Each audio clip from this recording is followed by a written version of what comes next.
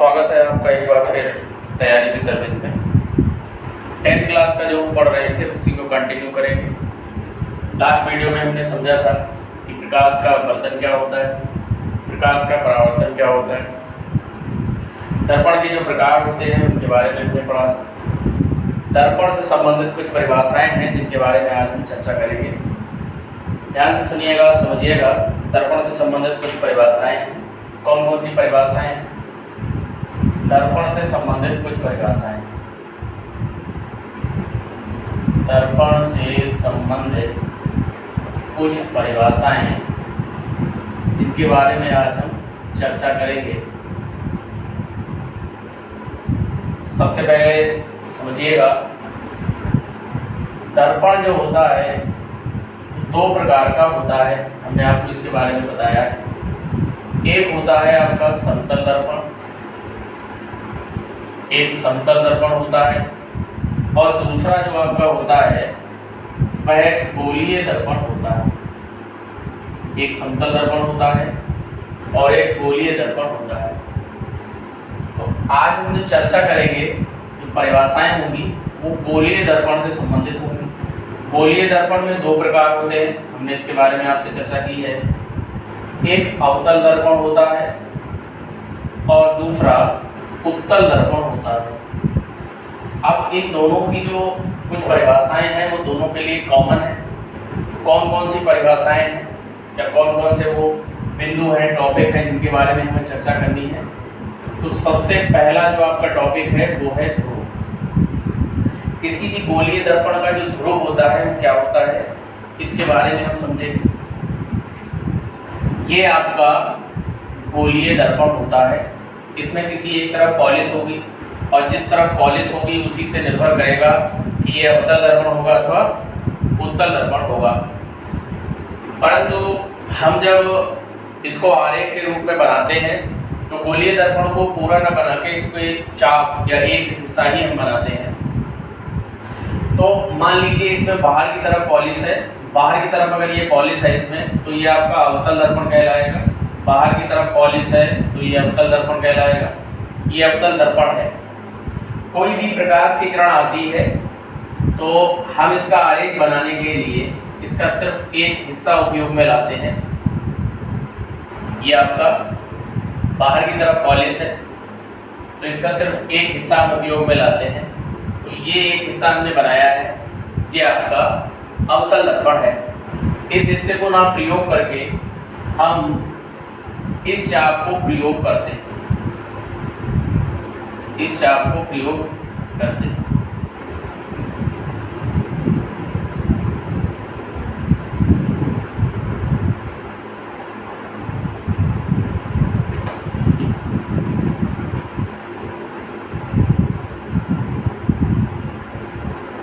मान लीजिए ये कोई गोलीय दर्पण है। अब इसका जो ये पृष्ठ है, ये बाहर वाला जो भाग है इसको हम पृष्ठ बोलते हैं। इस पृष्ठ का कोई न कोई केंद्र होगा, उस केंद्र से कोई न कोई जो प्रकाश की किरण होगी वो आपकी टकराएगी। टकराने के बाद इससे किसी ना किसी तरीके से परावर्तन होगा। ठीक है, तो मान लीजिए ये पृष्ठ है और इस पृष्ठ में ये पॉलिश है आपकी। ये वह बिंदु है जो इस परावर्तक पृष्ठ का, ये परावर्तक पृष्ठ है। क्यों ये परावर्तक पृष्ठ है? क्योंकि इससे कोई भी प्रकाश की जो किरण होगी वो परावर्तित होगी, टकराने के बाद उसी माध्यम में वापस लौटेगी। तो ये वह बिंदु है, ये वह केंद्र है जिससे प्रकाश की किरण जो है वो परावर्तित हो रही है। और किसका ये केंद्र है? इस पृष्ठ का केंद्र है। तो इसी केंद्र को हम क्या कहते हैं? ध्रुव कहते हैं या पोल कहते हैं। किसी भी परावर्तक पृष्ठ के केंद्र को ध्रुव कहा जाता है। ठीक है। दूसरी परिभाषा है मुख्य अक्ष। मुख्य अक्ष। अब ये जो हमने बीच में एक लाइन खींची है, ये कहाँ से होकर गुजर रही है? ध्रुव से। तो ध्रुव से होकर गुजरने वाली जो अक्ष होती है या ध्रुव से गुजरने वाली जो रेखा होती है उसको हम मुख्य अक्ष कहते हैं। ध्रुव से गुजरने वाली जो रेखा होती है उसको हम मुख्य अक्ष कहते हैं। तीसरी परिभाषा वक्रता केंद्र। तीसरी परिभाषा वक्रता केंद्र। अब ये जो हमने गोला बनाया था, अभी हमने इसको आधा मिटा दिया था, इस गोले को बनाने के लिए आप प्रकार में कोई कोई दूरी भरेंगे और प्रकार में दूरी भरेंगे तो कहीं ना कहीं पॉइंट रख के फिर उसके बाद ही इस गोले को बनाएंगे। तो प्रकार की नोक आपने जहां पर रखी है वो केंद्र होगा, इस गोलीय पृष्ठ का केंद्र होगा, उसी गोलीय पृष्ठ के केंद्र को हम वक्रता केंद्र कहते हैं। देखते कैसे हैं इसको। वक्रता केंद्र जो होता है वो गोलीय दर्पण का केंद्र होता है। गोलीय दर्पण के केंद्र को वक्रता केंद्र कहते हैं। अगली जो आपकी परिभाषा होती है वो होती है वक्रता त्रिज्या। अब चूंकि ये गोला है तो गोले में आपकी त्रिज्या तो होती है, वृत्त अथवा गोला होगा उसमें कोई कोई त्रिज्या होगी। तो ये जो वक्रता केंद्र से और ध्रुव के बीच, ये पोल होता है, इसको P से प्रदर्शित किया जाता है। वक्रता केंद्र से ध्रुव के बीच की जो दूरी होती है उसको हम वक्रता त्रिज्या कहते हैं। वक्रता केंद्र और ध्रुव के बीच की दूरी को वक्रता त्रिज्या कहा जाता है। अगली जो आपका परिभाषा है वो आपकी है फोकस बिंदु। फोकस बिंदु। अब ये फोकस बिंदु क्या होता है? देखिए, कोई भी प्रकाश की किरण है जो जाएगी, आपको पता है प्रकाश सीधी रेखा में चलता है, जाएगी। अब दूसरी तरफ पॉलिश है तो दूसरी तरफ नहीं जा सकती है तो टकरा कर वापस आएगी। तो वापस आने के बाद ये मुख्य अक्ष को किसी न किसी बिंदु पर काटेगी, मुख्य अक्ष को किसी न किसी बिंदु पर प्रतिच्छेद करेगी, काटेगी। तो मुख्य अक्ष को जिस बिंदु पर काटेगी या काटती हुई प्रतीत होगी वह बिंदु जिसमें प्रकाश की किरण परावर्तित होने के बाद मुख्य अक्ष को किसी न किसी बिंदु पर प्रतिच्छेद करेगी या काटती हुई प्रतीत होगी, वो आपकी फोकस बिंदु कहलाता है। अब होगा आपका फोकस दूरी। फोकस दूरी, फोकस दूरी जो होती है ध्रुव से F के बीच की दूरी, P से F के बीच की दूरी होती है फोकस दूरी। जितनी भी दूरियां हैं प्रकाश में वो सारी ध्रुव से मापी जाती हैं। जो आपका उत्तल दर्पण हो अथवा अवतल दर्पण हो उसमें जितनी भी दूरियां ली जाती हैं वो सभी ध्रुव से मापी जाती हैं। ये दूरी कब प्लस होती है कब माइनस होती है इसको समझने के लिए आपको चिन्ह परिपाटी की समझने के लिए आवश्यकता होगी। आगे हम चिन्ह परिपाटी के बारे में चर्चा करेंगे। ध्रुव से फोकस बिंदु के बीच की जो दूरी होती है वो आपकी फोकस दूरी कहलाती है। तो ये कुछ परिभाषाएं हैं जो उत्तल दर्पण और अवतल दर्पण के लिए आपको पता होनी चाहिए। पहली ध्रुव है, वक्रता केंद्र। ध्रुव जो है मुख्य अक्ष है, वक्रता केंद्र है, वक्रता त्रिज्या है, फोकस बिंदु है और फोकस बिंदु। एक बार पुनः समझ लीजिए। ध्रुव जो होता है जो परावर्तक पृष्ठ होता है उस परावर्तक पृष्ठ के केंद्र को ध्रुव कहा जाता है। परावर्तक पृष्ठ के केंद्र को ध्रुव कहा जाता है। मुख्य अक्ष क्या होती है? ध्रुव से गुजरने वाली जो अक्ष होती है, ध्रुव से गुजरने वाली जो रेखा होती है वो आपकी कहलाती है मुख्य अक्ष। वक्रता केंद्र क्या होता है? इस गोलीय दर्पण का जो केंद्र होता है, गोलीय दर्पण के केंद्र को वक्रता केंद्र कहते हैं। वक्रता त्रिज्या क्या होती है? ध्रुव से वक्रता केंद्र के बीच की दूरी को वक्रता त्रिज्या कहा जाता है। फोकस बिंदु क्या होता है? प्रकाश की किरण परावर्तन के पश्चात मुख्य अक्ष को जिस बिंदु पर प्रतिच्छेद करती है या प्रकाश की किरणें जिस बिंदु पर मिलती हुई प्रतीत होती हैं उनको हम फोकस बिंदु कहते हैं। क्योंकि यहाँ पर एक प्रकाश की किरण है, एक प्रकाश की किरण और होगी, तभी आपका किसी न किसी प्रकार का प्रतिबिंब बनेगा, जिसको हम आगे किरण आरेख में समझेंगे कि किस तरीके से प्रतिबिंब का निर्माण होता है। अगला आपका फोकस दूरी है। तो ध्रुव से लेकर और फोकस बिंदु के बीच की जो दूरी होती है उसको हम फोकस दूरी कहते हैं।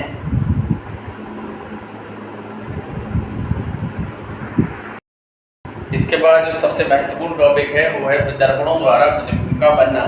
जो आपके अवतल दर्पण होता है या उत्तल दर्पण होता है उससे प्रतिबिंब किस प्रकार से बनता है इसको आरेख के माध्यम से, चित्र की सहायता से समझते हैं।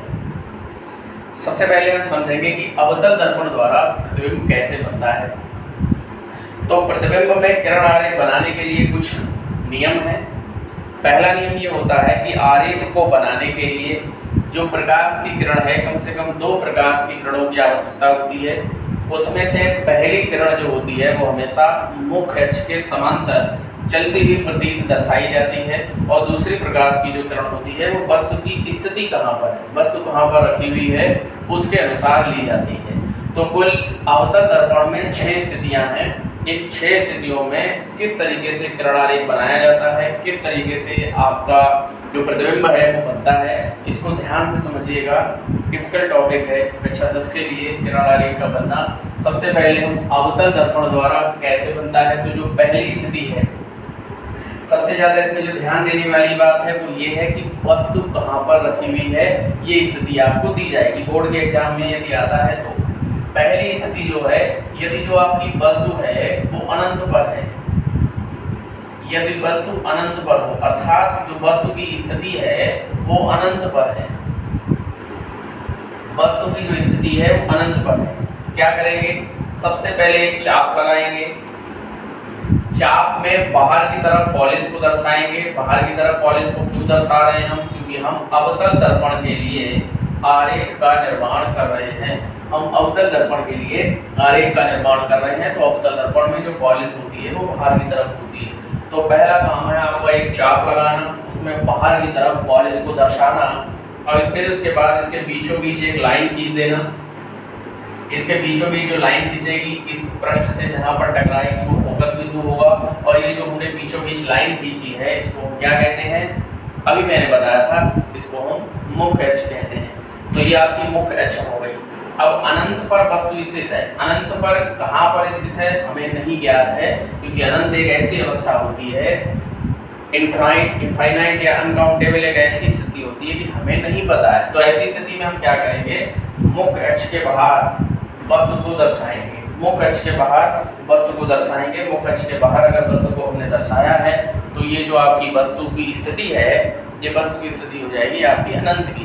मैंने अभी बताया पहला नियम ये होता है कि वस्तु से होती हुई पहली प्रकाश की किरण मुख्य अक्ष के समांतर चलाई जाती है। ये मुख्य अक्ष है, ये जो किरण खींची है हमने ये इसके समांतर है, ठीक है।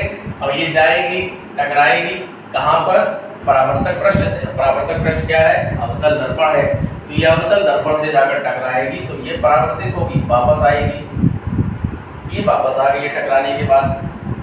दूसरी प्रकाश की किरण जो होगी वो नीचे से चलाई जाएगी मुख्य अक्ष के समांतर, नीचे मुख्य अक्ष के समांतर चलाई जाएगी ये। तो ये भी टकराएगी और टकराने के बाद वापस लौटेगी, और ये कहीं न कहीं एक दूसरे को मिलेगी।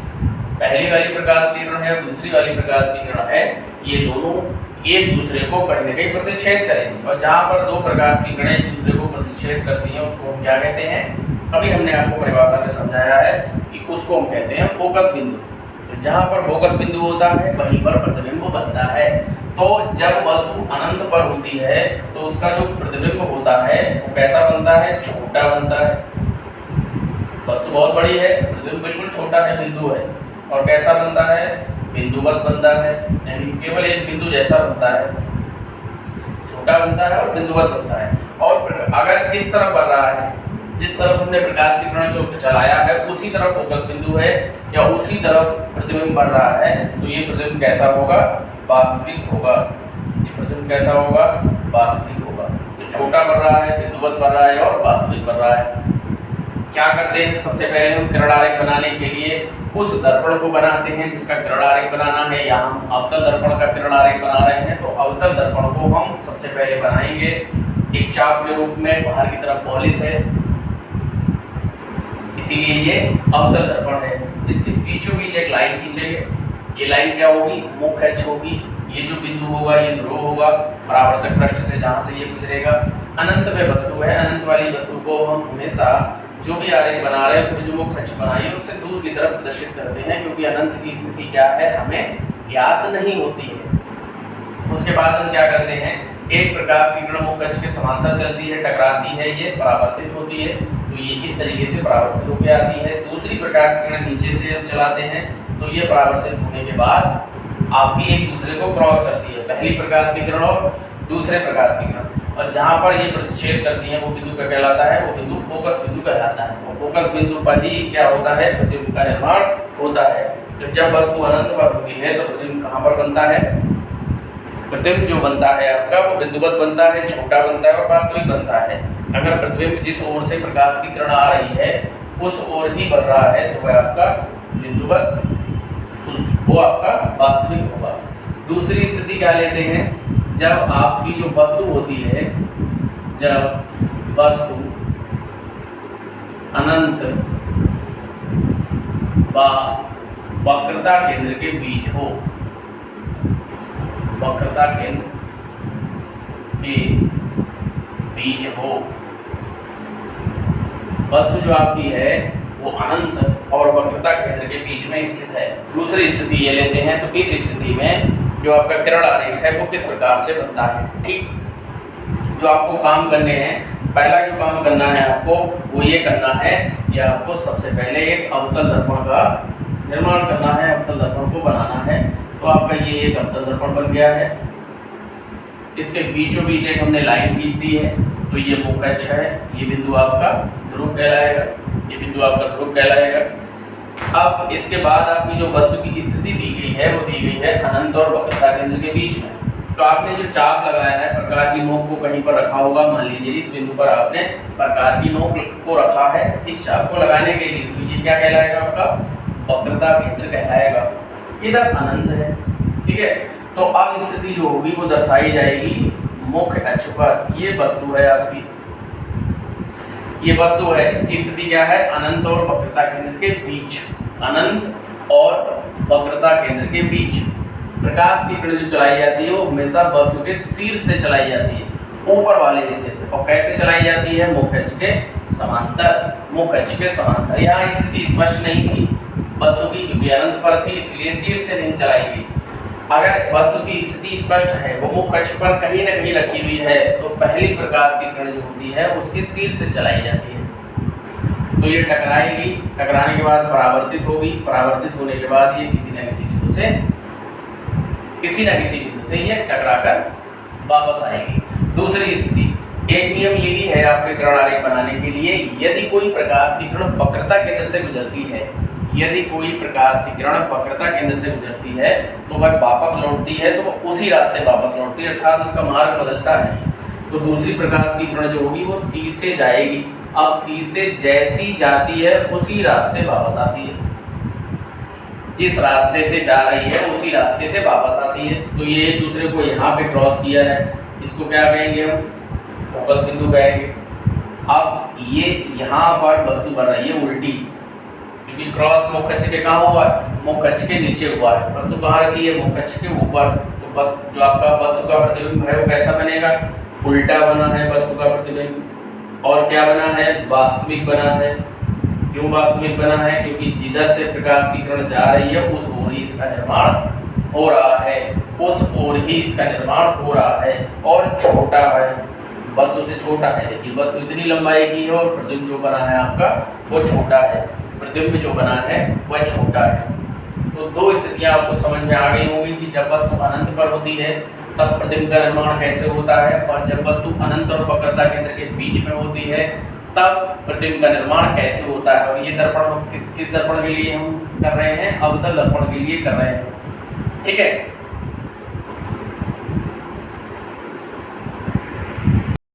इसके बाद हम अगली स्थिति को समझते हैं। दो स्थितियां हमने समझ ली कि अवतल दर्पण के लिए दो स्थितियों में प्रतिबिंब किस प्रकार से बनता है।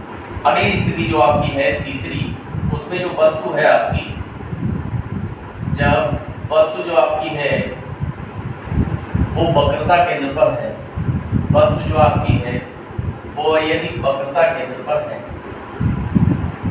वक्रता केंद्र पर है, ठीक है। क्या करेंगे, सर्वप्रथम हम एक अवतल दर्पण का निर्माण करेंगे। यह आपका अवतल दर्पण हो गया, इसके बीच में हम एक लाइन खींचेंगे जिसको हम मुख्य अक्ष कहते हैं। ये आपकी मुख्य अक्ष हो गई, ये आपका ध्रुव हो गया। इतना काम सभी के लिए करना है, ये कॉमन है। सबसे पहले हम उस दर्पण का निर्माण करेंगे जिसके लिए किरण आरेख आपको बनाना है। यहाँ पर अवतल दर्पण है तो सबसे पहले हम अवतल दर्पण बनाएंगे और मुख्य अक्ष का निर्माण करेंगे, ठीक है। मान लीजिए प्रकार के नोक को आपने यहाँ पे रखा है, जब ये आपने चाप खींचा है तो ये क्या है, वक्रता केंद्र है, और वस्तु को कहाँ रखना है, वक्रता केंद्र पर। तो ये आपकी वस्तु हो गई, वक्रता केंद्र पर हमने रख दी। प्रकाश की किरण जो है पहली मुख्य अक्ष के समांतर जाएगी और वापस आएगी, वापस आने के बाद इस तरीके से परावर्तित होकर वापस जाएगी। अब मान लीजिए दूसरी प्रकाश की किरण है, ये यहाँ पर जो बिंदु है इसी बिंदु से गुजर रही है, इसी बिंदु से गुजर रही है। तो पहली प्रकाश की किरण थी जो मुख्य अक्ष के समांतर चली आ रही थी, वो इस बिंदु से गुजरी है। अब अगर इस बिंदु से ही प्रकाश की किरण गुजरेगी तो ये समांतर हो जाएगी, ये समांतर हो जाएगी, ऊपर वाले का उल्टा हो जाएगा। समांतर चल रही थी तो इस बिंदु से होकर गुजरी है, और अगर इसी बिंदु से होकर गुजर रही होगी तो वो समांतर हो जाएगी। तो ये जो प्रकाश का किरण है आपकी, जो ये टकराई है, देखिए ये जो प्रतिबिंब है ये इसी के नीचे बनता है। तो इसको बनाने के लिए क्या करेंगे, आपके पास सब संसाधन उपलब्ध होंगे। तो ये जो क्रॉस है इसके नीचे होना चाहिए, आपके पास स्केल इत्यादि सब होगा तो बहुत आराम से बन जाएगा। ये इसके नीचे क्रॉस होगा। सी के लिए हमेशा याद रखिएगा, जब वस्तु वक्रता केंद्र पर होती है तो उसी के जस्ट नीचे प्रतिबिंब बनता है, वक्रता केंद्र के नीचे ही बनेगा। और ये जो प्रतिबिंब बनता है ये बराबर बनता है, यानी जितनी वस्तु होगी उसके बराबर बनेगा, छोटा नहीं बनेगा। और कैसा बनेगा, वास्तविक बनेगा, क्योंकि जिस ओर वस्तु है उसी ओर बन रहा है, बराबर बनेगा और वास्तविक बनेगा। ठीक है। चौथी जो अवस्था आपकी होगी जिसमें हमें बनाना है, जब वस्तु आपकी होगी, जब वस्तु वक्रता केंद्र, जब वस्तु वक्रता केंद्र व फोकस के बीच हो, वस्तु को आगे बढ़ाते हुए चले जाएंगे, आगे बढ़ती हुई चली जाएगी, फोकस बिंदु के बीच हो, के बीच हो, जब वस्तु वक्रता केंद्र व फोकस बिंदु के बीच हो, वस्तु की स्थिति जो है वो ध्रुव की तरफ बढ़ती हुई चली जाएगी, ध्रुव की तरफ बढ़ती हुई चली जाएगी। तो इस स्थिति में क्या होगा आपका, इस स्थिति में समझिएगा, सबसे पहले एक अवतल दर्पण बनाएंगे। ये आपका अवतल दर्पण हो गया है और इसके बीच में एक लाइन खींचेंगे हम। ये मुख्य अक्ष हो गई है आपकी, मुख्य अक्ष हो गई है। अब कहीं ना कहीं कोई ऐसा बिंदु होगा जहां पर प्रकार की नोक को रखा जाएगा, तो वो बिंदु आपका सी हो जाएगा, ये सी है। अब वक्रता केंद्र और फोकस के बीच में है, इस सी से आगे एफ होता है, हमेशा सी से आगे एफ होता है। तो मान लीजिए ये एफ है, अब स्थिति एफ को माननी पड़ेगी, एफ कहाँ पर है, और इसके बीच में ये वस्तु रखी हुई है, वक्रता केंद्र और फोकस के बीच, फोकस बिंदु और वक्रता केंद्र के बीच। तो पहली प्रकाश की किरण समांतर कहाँ से गुजरेगी, फोकस से गुजरेगी। पहली स्थिति आपने फोकस की मान ली है, तो जो वस्तु जाएगी वस्तु से टकराएगी, वस्तु से कोई भी प्रकाश की किरण जाएगी और दर्पण से टकराएगी, तो जिस बिंदु से जाती है उसे फोकस बिंदु कहते हैं। दूसरी प्रकाश की किरण जो होगी वो सी से गुजरेगी। तो सी से जो प्रकाश की किरण गुजरती है आपको पता है, सी से जैसी आपकी जाती है उसी प्रकार वापस लौट आती है। तो इन दोनों प्रकाश की किरणों को जब आप आगे बढ़ाएंगे तो ये किसी न किसी बिंदु पर जाके मिलेंगे। तो जिस बिंदु पर जाकर मिलेगी वहाँ पर प्रतिबिंब बनेगा, जिस बिंदु पर जाकर मिलेगी, प्रतिच्छेद करेगी, वहाँ पर प्रतिबिंब जाके बनेगा। तो ये वस्तु से कैसा बनेगा, वस्तु से बड़ा बनेगा, वास्तविक बनेगा, वस्तु से बड़ा बनेगा और वास्तविक बनेगा। यहाँ पर बराबर बन रहा था और वास्तविक बन रहा था, यहाँ पर बड़ा बनेगा और वास्तविक बनेगा। किस प्रकार से बनेगा, पहली प्रकाश की किरण मुख्य अक्ष के समांतर जाएगी, कहाँ से गुजरेगी, फोकस से गुजरेगी। दूसरी प्रकाश की किरण सी से गुजारी जाएगी, सी से जैसी जा रही वैसी। जब इनको पीछे हटाएंगे तो ये दोनों प्रकाश की किरण कहीं भी जाके एक दूसरे को मिलेगी, प्रतिच्छेद करेंगे। जहाँ पर प्रतिच्छेद करेंगे वहीं पर उल्टा प्रतिबिंब बनेगा। ये बड़ा बन रहा है, वास्तविक बन रहा है और उल्टा बन रहा है। ठीक है, उल्टा तो यहाँ पर भी बन रहा था लेकिन यहाँ पर बराबर बन रहा है। तो यहाँ पर बड़ा बनेगा, वास्तविक बनेगा और उल्टा बनेगा।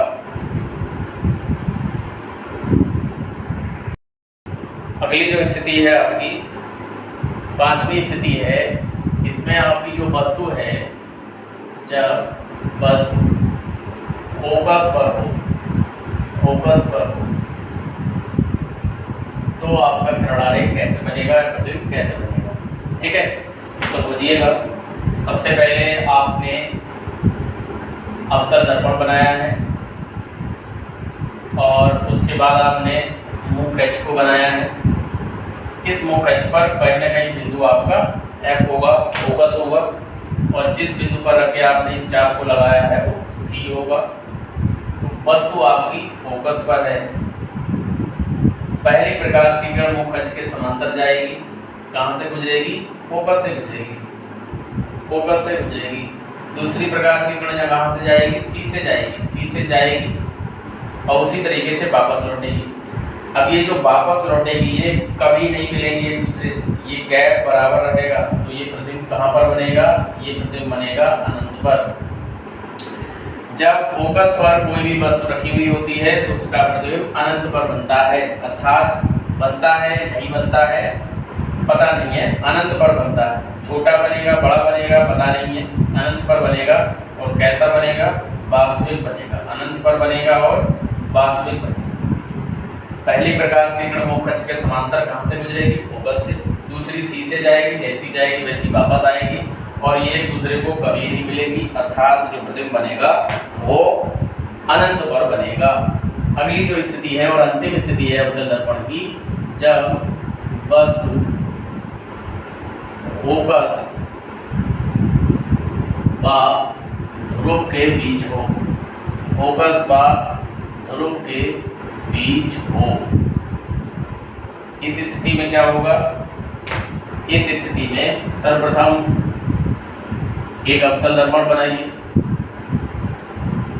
बीच में एक लाइन खींचिए जो कि मुख कक्ष होगी।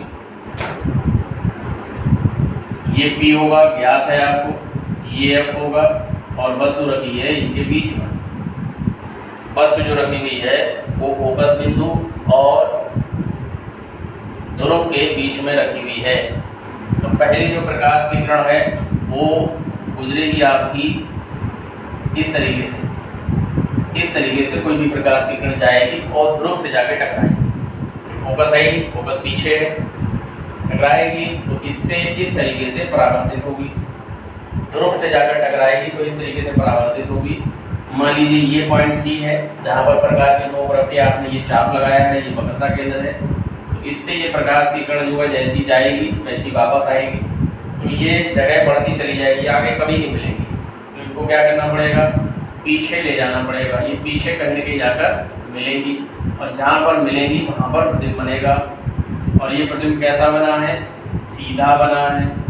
और कैसा बना है? ये आभासी बना है। क्यों आभासी बना है? क्योंकि वस्तु इस तरफ है, ये वस्तु इस तरफ है, प्रतिबिंब इस तरफ बना हुआ है आगे, इसलिए कैसा बनेगा? इमेजिनरी बनेगा, आभासी बनेगा, सीधा बनेगा और वस्तु से कैसा बनेगा? बड़ा बनेगा। वस्तु से कैसा बनेगा? बड़ा बनेगा। ये वस्तु है आपकी और प्रतिबिंब ये बड़ा बना है। ठीक है, तो ये 6 स्थितियां हैं, 6 किरण आरेख हैं। किसके लिए? अवतल दर्पण के लिए। ठीक है, वस्तु की स्थिति जो है वो अनंत से शुरुआत होगी और अनंत से शुरू होते हुए कहाँ पहुँच जाएगी? ध्रुव के पास पहुँच जाएगी। तो अनंत से ध्रुव की ओर वस्तु की स्थिति बढ़ती हुई चली जाएगी। हर स्थिति में अनंत से ध्रुव की ओर बढ़ते हुए चले जाएंगे और आपकी जो 6 की 6 स्थितियां हैं अवतल दर्पण के लिए वो बनती हुई चली जाएंगी। और जो आपका प्रतिबिंब है वो प्रतिबिंब भी उसी के अनुरूप वैरी करेगा, इधर से उधर आपका वैरी करेगा।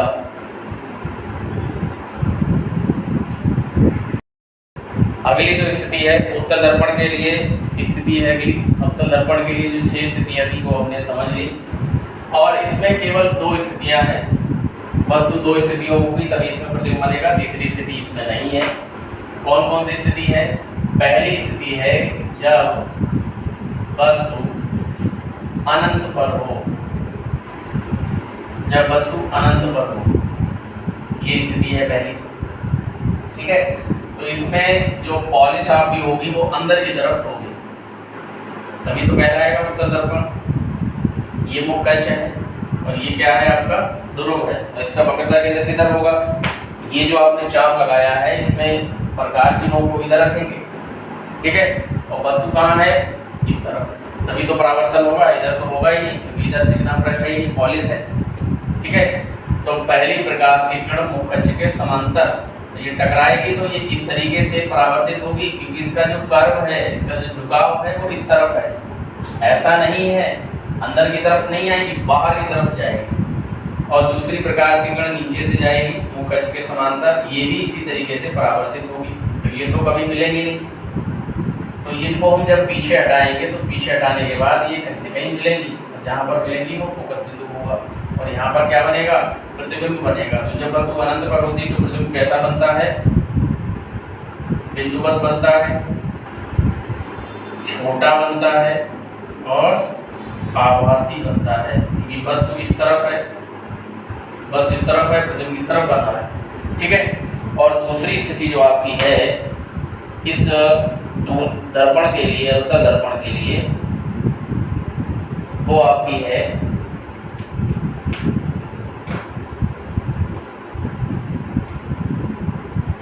ये आपकी है जब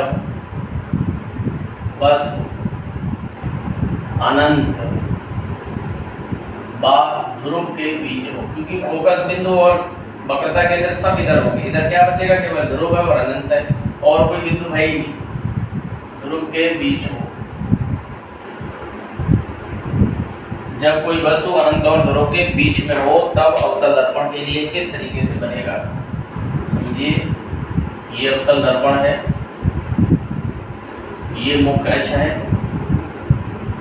ये ध्रुव है और ये अनंत है इस तरफ, ठीक है। तो इसके बीच में कहीं पर वस्तु रखी हुई है, तो ये पहली प्रकाश की किरण समांतर जाएगी तो ये इस तरीके से परावर्तित हो जाएगी। पहली प्रकाश की किरण मुख्य अक्ष के समांतर जाएगी, इस तरीके से परावर्तित हो जाएगी। अब दूसरी प्रकाश की किरण के लिए कोई स्थिति नहीं है, तो वह बिंदु जहाँ पर प्रकाश की नोक को रख के ये चाप लगाया है वो आपका वक्रता केंद्र है। इससे कोई प्रकाश की किरण आपकी आती हुई प्रतीत होगी, तो वो जैसी आपकी जाएगी वैसी वापस आएगी। इसको पीछे की तरफ हटाइए तो यहाँ पर आपका प्रतिबिंब बनेगा, एक दूसरे को प्रतिच्छेद करेंगे। ये भी आपका इस तरीके का सीधा है और ये भी सीधा है, तो जो प्रतिबिंब बना है वो सीधा है, बना इस तरफ ही है, तो कैसा है, आभासी है और छोटा है। वस्तु इतनी बड़ी है, प्रतिबिंब इतना बड़ा है, तो ये वस्तु से छोटा है। ये 6 स्थितियां आपकी अवतल दर्पण की और 2 स्थितियां आपकी उत्तल दर्पण की जो किरण आरेख हैं वो बना के हमने आपको बताया है। उम्मीद है आपको समझ में आया होगा। इसके अतिरिक्त इतनी ही स्थितियां आपकी लेंस में हैं, उत्तल लेंस और अवतल लेंस, जिसकी चर्चा हम अगले वीडियो में करते हैं, ठीक है। तब तक के लिए नमस्कार, धन्यवाद।